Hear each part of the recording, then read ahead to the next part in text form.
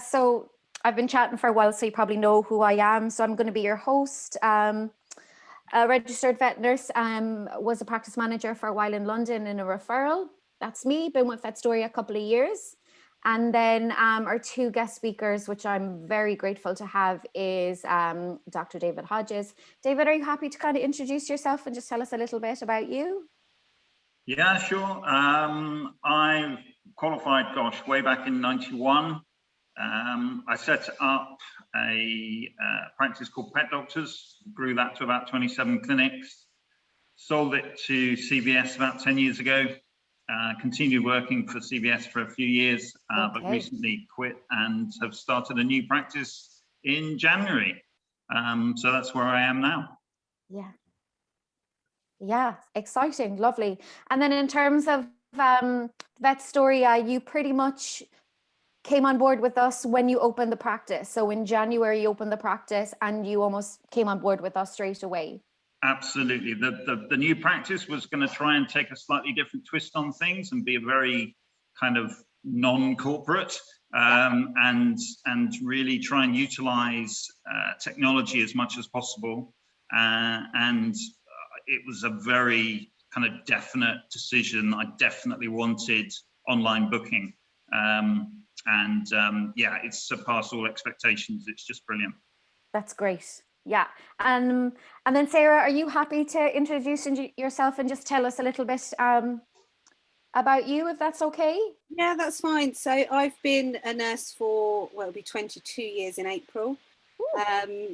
Went from nursing to teaching vet nurses, did some sales, came back into nursing, and then have been practice managing for the last 3 years. Moved to new clinic in September of last year, and quite quickly started discussing the possibilities of online booking. It's taken just under sort of 6 months to get us up and rolling. And it's more from a personal perspective. I've used online booking with my own vet practice for the last 2 years, and it's just ridiculously easy. And from a client perspective, we've been up and running a week and a half, and it's flying. That's amazing. So from your own experience as a pet owner, you discovered Vetstoria and then you brought that to the practice that you're working with. Is that right? That's right, yeah. Okay. So you were convinced as an owner, and then you twisted their arm and you got them to implement it. Yeah, and it's just from a pet owner's perspective. I mean, my dogs don't go to my practice only because I work so far away from it. But from a pet owner, just sitting there in the evening and just browsing what appointments I can make just makes it so much easier than trying to get through on the phone. And from a practice manager perspective, our phone traffic during COVID has just tripled. So owners not having to ring and get through and just being able to do it conveniently is so much easier. And can I butt in there and say that as an owner, you know, it's what I would want as well. I mean, not so long ago at my doctor's practice, so if you had to try and get an appointment at the doctor's, they would only let you book an appointment over the phone the day you wanted to go in. So basically they opened at, I think it was 7:30 in the morning. Everybody was trying to ring at 7:30 in the morning. And the problem with my doctors was it's close to home, and by kind of 7:30 I'm at home, but by 8 I've got to be kind of heading into work. So it just didn't work. And it used to drive me absolutely nuts. Me too. And I was thinking, why the heck can't they do, just do some online booking? And unfortunately, they did actually start doing it. And it did make life a lot easier, but it's not as slick as Vetstoria. So, but yeah, as an owner, I would want it, definitely.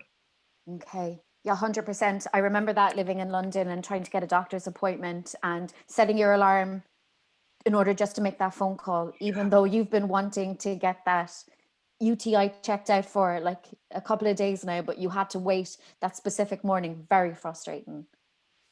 So yeah, if I pop in here, so kind of the first thing maybe to take a look at is just the pet owner and why, their experience is so essential for the success of your veterinary practice. So kind of what are your views on that? You guys, like, for example, pet owners, there definitely are ambassadors. I don't know about you, but usually before I go to a hairdresser or I go to a vet or I go to a restaurant, I get a review. Either, mouth to mouth review is actually, word of mouth is the most powerful one. Or if I can't get that, I'll Google review it. So yeah, so keeping your customers happy essentially is going to ensure that you can acquire new ones and of course retain them as well. What's your experience on that? Yeah, I mean, we do quite a lot with our social media pages. And, when I started at this practice, they had a Facebook page that hadn't been posted on in 6 months. They didn't have Instagram. We've literally implemented it. And just having Facebook and Instagram reviews, linking it to Google reviews, linking it to your website, people, that's the first thing that they look at. As a pet owner and a nurse, automatically you're really picky as to where you go to. 100%. So just looking at reviews from other people, it just makes a huge difference. If there is solid reviews consistently, then people, that's what they go by. Yeah. And on the flip side of that, it's a double-edged sword. They're also our biggest critics. Yeah. And people who are quite emotional, whether they have a great experience, they like to talk about it, but if they have a bad experience, they like to talk about it as well. And what's kind of scary that we learned, my marketing team told me that over 96% of people that are not happy will not tell you, the clinic, but they'll tell on average 15 more people. And those people as well, they love to leave a nasty review as well. So keeping them happy is quite important. So in terms of new client acquisition, okay, because we lose clients, 30% of clients every year in small animal practice, so replenishing those is really important. And it is much more expensive to acquire a new client. It's between 5 and 25% more expensive to get a new client than to actually retain one. So yeah, just with your online booking experience, have you noticed new clients coming through that platform? We've had 4 new clients in a week. As I say, we've only been set up for a week and a half. Yeah. We've had 4 new clients, and one of them came through Instagram. Oh, really? So okay. Just having the booking tool on Instagram, and putting a post up about it instantly got us a new client, because it was easy while they were scrolling through their social media that they could make a vet appointment. Definitely a millennial for sure, I guess. I couldn't see an old age pensioner with an Instagram account. No. How about you, David? Have you had many new clients? So you're live 2.5 months, just so everyone knows. Yeah, so most of my clients are new clients. So, but in saying that, I have only just moved literally about 3 miles from a practice where I've worked for 20 plus years. So I am quite known in the area. And so a lot of new clients are kind of old clients that are just moving. But equally, probably over half actually of my current clients don't know me from my previous clinic at all. Okay. And I was just looking at the figures literally just before we kind of came on the meeting, and over half of my bookings are new clients. So they've never been registered before.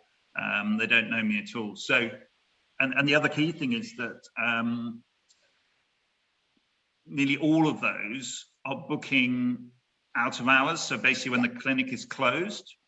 So I'm a bit like Sarah, I'm doing a lot of social media kind of type stuff, which does work very, very well. Yeah. And obviously that goes out at kind of, all hours, and people are accessing it at all hours.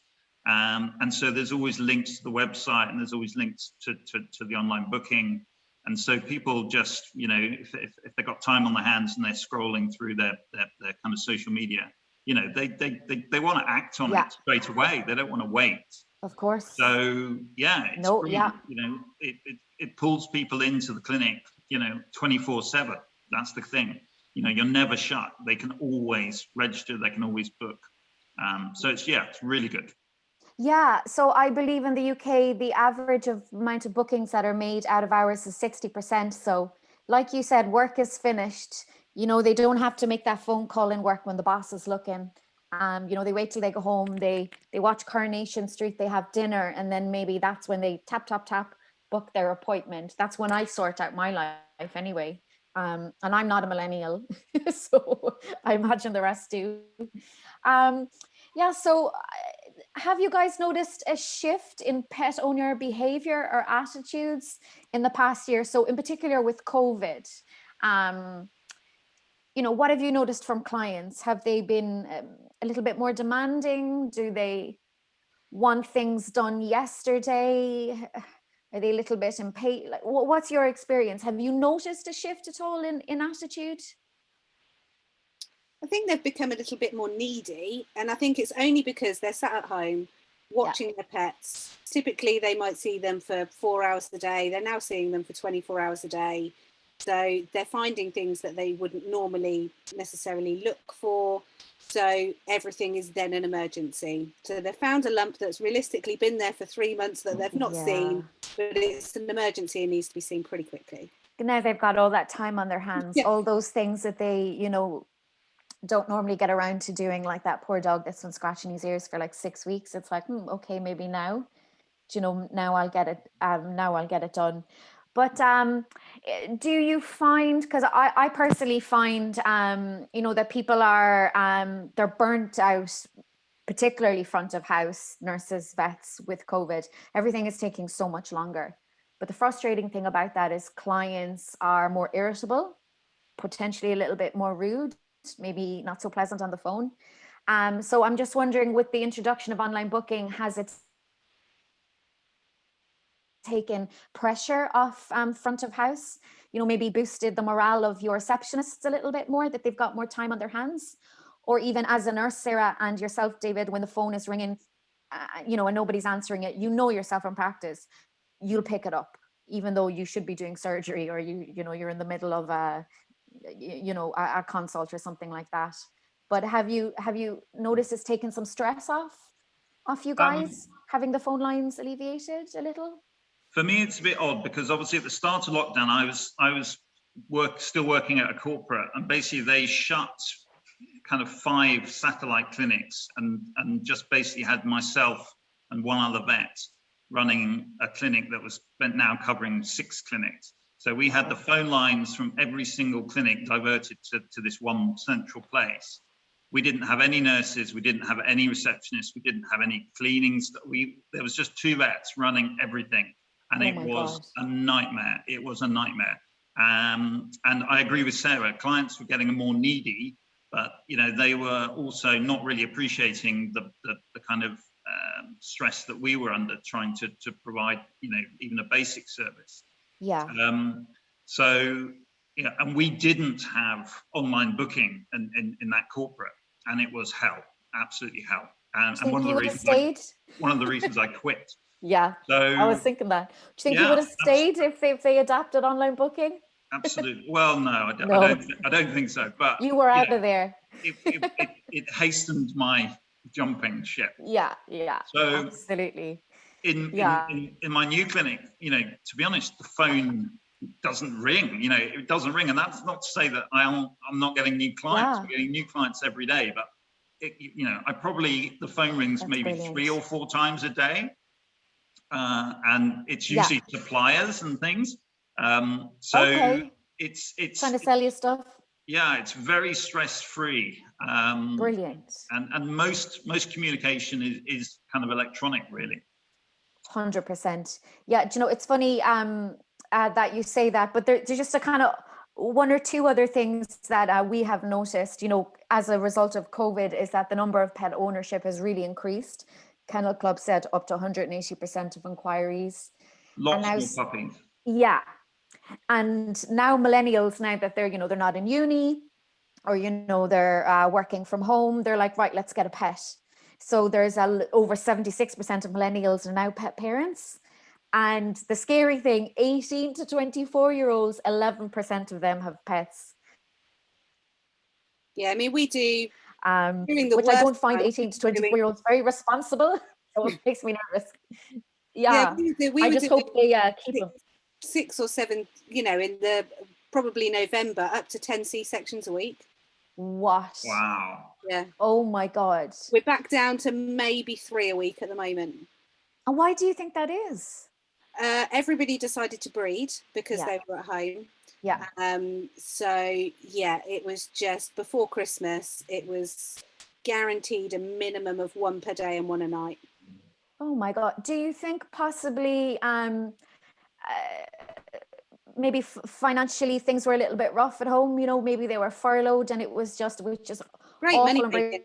Great money making for them. breaks my heart. But yeah, as a way to make a little bit of extra money.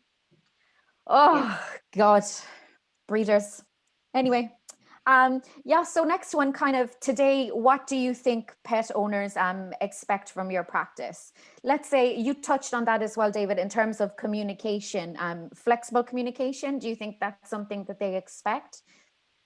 You know, to get you on social media, to get you book an appointment through reminders, to be able to book online. Do you think that's just something that's expected now? They just want that. That's not something, you know, that they, if you didn't have it, that they wouldn't miss it.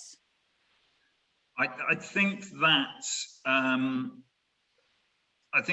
not that the telephone is dead, but the kind of the modern communications is generally, you know, chat and email, and you know, they generally want answers quickly and stuff.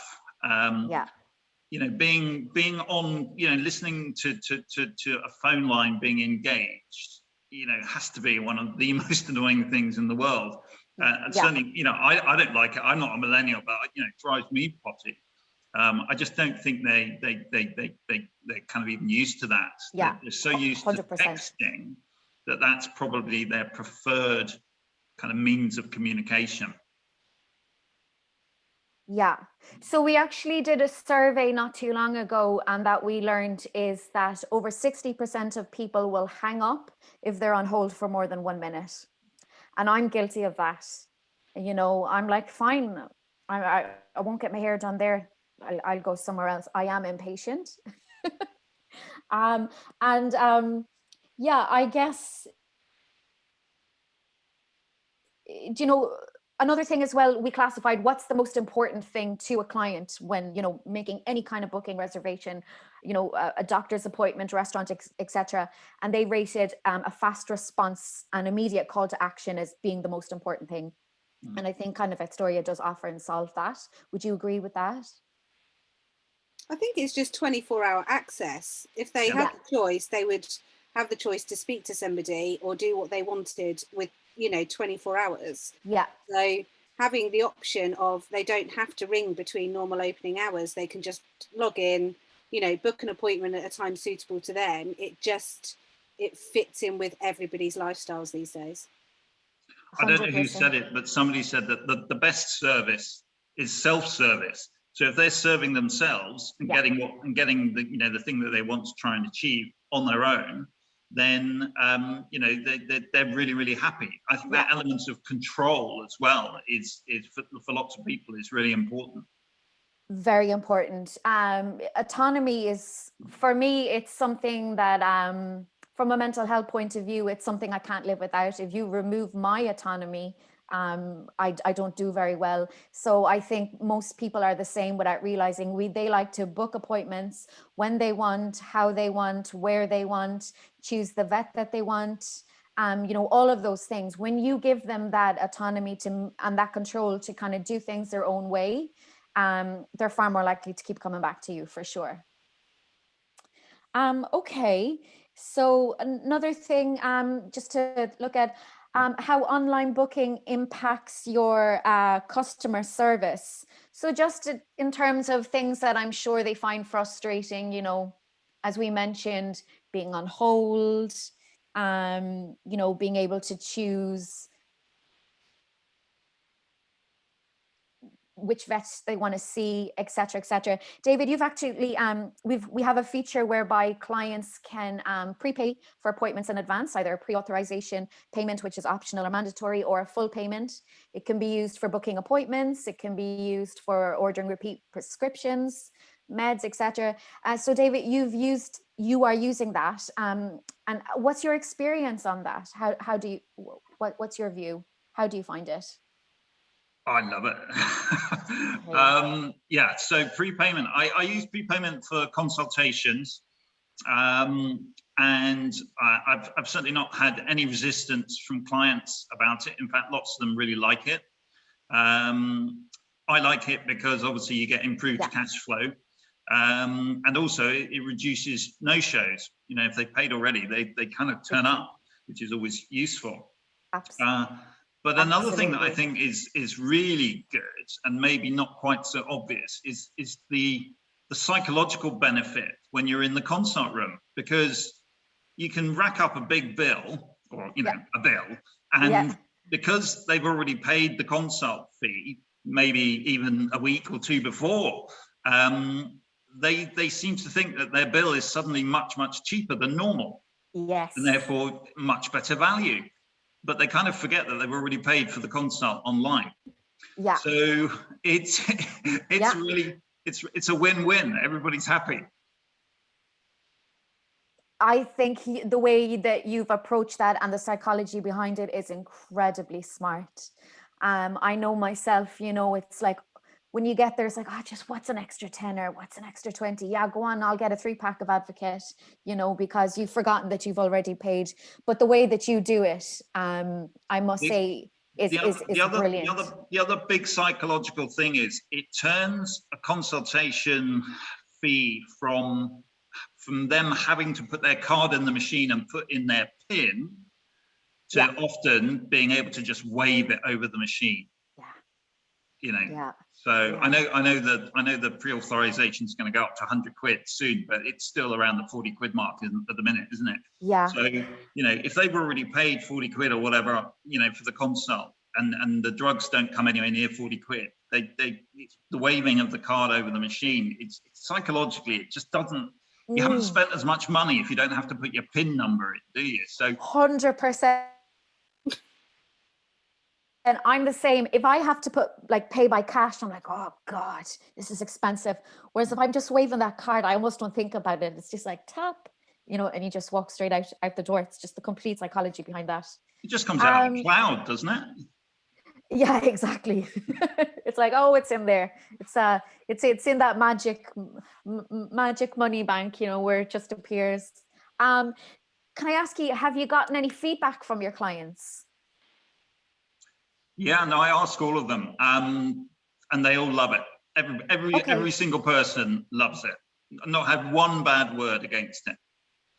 Lovely. That's really good to hear. How about you, Sarah? Has anyone mentioned? Well, we get, if they book a booster, they then write in the comments, they'll write thank you. Like they wouldn't say thank you if they rang up to make the appointment, but they put thank you in the comment section of a booster booking. Wow. Yeah. Oh, okay. And a thank you from a stressed client. Yeah. In practice is like gold, isn't it? Yeah. Oh, that's brilliant. So what I was just going to very, very briefly do is just show the guys very quickly. That's your website, Sarah. Is I was just going to show them very quickly kind of what it looks like. Just spend a few minutes on it. So there's loads of different places clients can book online. The first place is via the website. So this particular branch is more than one practice. So that's pretty much just what it looks like. Widget is directly within there, no app to download or log in, and it'll all tie in with the branding, etc. That I haven't asked you in advance, Sarah, so I don't want to pull up your pull up everything. But are you happy for me? Yeah. Do it. Okay. Yeah, just in terms of, you know, how the different looking aesthetic and how it can. So Sarah's opted to give a very big disclaimer where pretty much she does not want to constantly repeat herself to clients and saying, this is how we're doing things now during COVID. So the client is saying, yes, I've read and I've understood before they're moving on. Okay, so what we also can do as well as the client can tell you, you know, if they're new or returning, depending on what they choose, will populate the applicable appointments. So you can say a returning client can collect a repeat prescription, whereas a new client, I wouldn't. What you also can do is you can say, if they choose Bird, then the appointments are going to be applicable to that species only, not offering a vaccination. And of course, I'm going to send it to that one vet potentially that's comfortable. Or what it can be as well is not just species specific, but appointment specific. So let's say Fluffy's got a really bad corneal ulcer. I'm going to send it to the person most comfortable doing that ophthalmology appointment. But you can see what that looks like, the platform from, you know, the thousands of customers that we have. Second place clients can book online is your Google, which is definitely where the new clients come from. So they'll want to Google vets in the area. And what we'll do is we'll integrate a booking link directly within there. So that's a straight away call to action button. Then of course, you've got your social media. You can pop in a button there, Instagram, Twitter, any of those places. And then of course, anywhere you can stick a link. So Yelp, Golden Pages, text messages, emails. But the one that I see when I was a practice manager, a nurse, where I saw the biggest impact when we installed Vetstoria was, you know, your preventative care, your vaccinations can account for about 45 to 50% of your overall business. So with certain practice management softwares and iRecall, you can have a smart link embedded within the reminder. So if that's email or text message, client clicks on that, all of the information is pre-filled out for them. We know which client, which pet, their reason for coming. They simply just take a look at the available days, times, and slots, dependent on what you've made available, you know, for your clinic. They tap on that and their booking is made in under 7 seconds. They're all the different points of integration. But I guess really, you know, I don't want to go too much more into the platform, but what I would say is if anyone has any questions at all, that they have or wanted to add anything else, I definitely would appreciate that. Has the link been available yet for Facebook at all or not yet? Not yet. So Facebook have put a hold on that, but we're actively working on it and we should have some good news very soon. So it has more or less been available only up until a couple of weeks ago. And then they've decided, but we're in talks with them and we should have that up and running, you know, very soon. But for years, it's not been an issue. So it should be resolved soon. And I'm just wondering, Antoinette, if you don't mind, would you mind saying, you know, hello, or have you got any questions yourself? Or I don't know, are you a customer of ours? I didn't ask you, you know, what clinic you're calling in from. Are you happy to? Hi there. Hi. Hi. Yeah, I'm currently in practice, but I'm just working my notice period and should be due to starting with Vetstoria soon. So I was just being a bit nosy. I saw the I saw the webinar advertised and thought I'd join in. Okay. Yeah, we love nosy.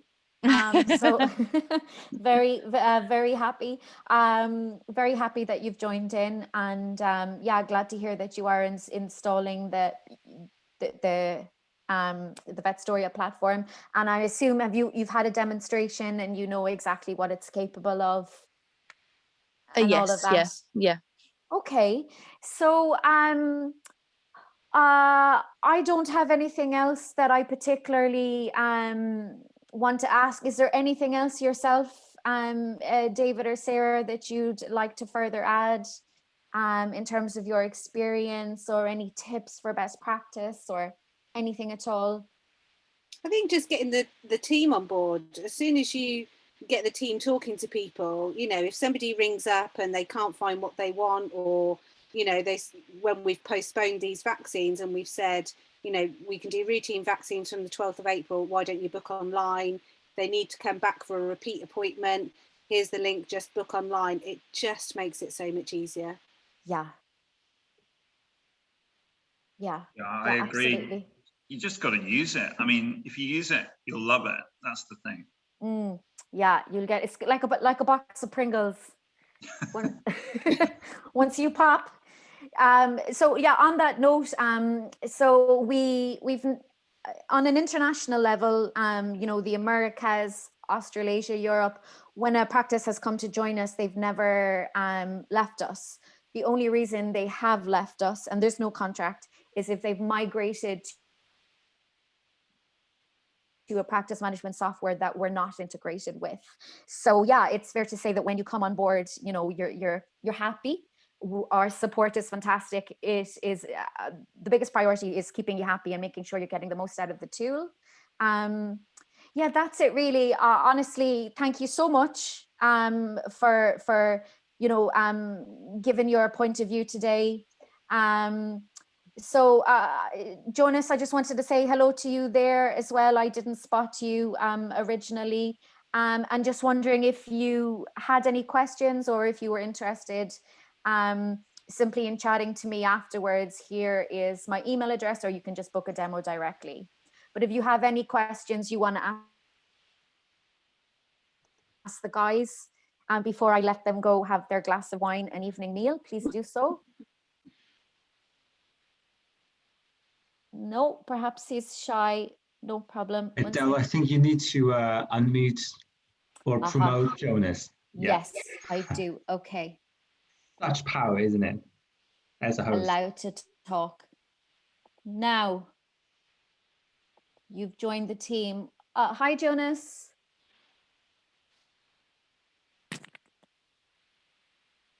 Nope, perhaps doesn't have a mic. No, okay. I'm sorry, I was on mute, but it's Jonas. I'm fine, thank you. Oh, hi, listen, thank you for joining. Before, do you have any particular questions that you would like to ask the guys? You can chat to me anytime. We can, you know, arrange that. Do you have any questions for David or Sarah? No, it's okay, thank you. Okay, no problem at all. Okay, so guys, on that note, thanks again so much. We'll definitely send you something nice in the post, David and Sarah, for helping me out today, and I appreciate you being so open. Yeah, I really enjoyed it. So yeah, that's it for me. If no one else has anything to add, yeah, let's go eat our evening dinner and have that much deserved glass of wine. I'll be having mine. Vicky'll be having her vodka, won't you, Vicky? That's right, I will be. Yep. Nate, are you having a beer? No, I've been lazy all day, so I'll be walking through the evening. Oh, come on. I'm sure you deserve it. It's nearly 8 o'clock. You deserve a beer. Yeah. Okay, anyway, guys, yeah, that's it for me. So I leave you go. Thanks again. Thank you. Yeah, and Thank take you. care. Bye, everyone. Bye. Bye, everyone. Bye. Bye, thank you.